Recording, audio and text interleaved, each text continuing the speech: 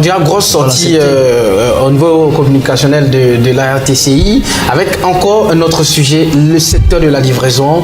L'autorité veut réguler ce secteur en décidant que ces sociétés puissent s'inscrire et puis sur certaines périodes, 10 ans, payer quelques millions. Là encore, est-ce que ce n'est pas bienvenu? Est-ce que c'est pas quand même assez juste pour l'État de dire, bon, on veut quand même réguler ce secteur, venez vous inscrire, payez vos taxes en 10 ans, pour vous c'est bon? Monsieur Bondo. Bien. Oui. Merci beaucoup. Pour ma part, réguler n'est pas mauvais en soi. D'accord. Réguler, c'est pas mauvais en soi. Une activité qui commence est dans le secteur informel. Réguler, c'est déplacer cette activité du secteur informel pour l'envoyer dans le secteur formel. Mais quand l'activité n'est pas encore au secteur formel, il faut éviter de tasser. Voilà là où le bas blesse. L'État n'arrive pas à encadrer tous ses enfants diplômés, n'arrive pas à donner du boulot à tous les jeunes Ivoiriens.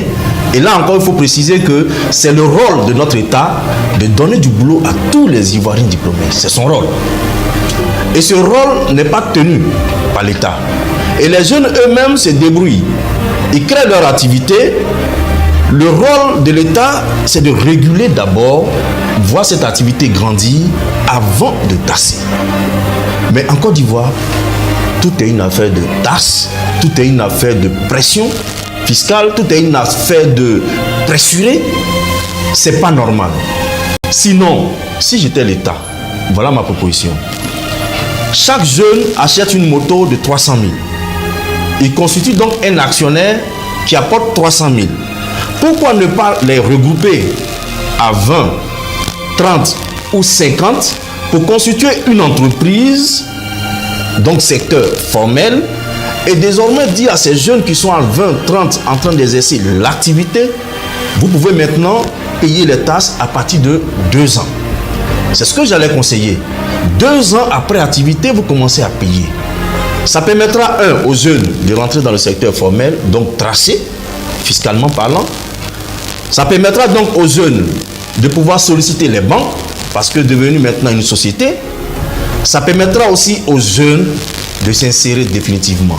Sinon, actuellement, quand chaque jeune achète sa moto et qu'il fait ce qu'il fait dans la livraison, il se dit c'est en entendant. Quand il a un peu d'argent, il s'en se met dans le rang de ceux qui passent les concours de l'ENA, instituteurs et autres. Il faut permettre aux jeunes de s'intégrer totalement. D'accord. Donc, je conseille donc à l'État de réunir ces jeunes-là, de les déplacer du secteur informel pour les mettre dans un secteur formel et d'attendre un peu avant de tasser.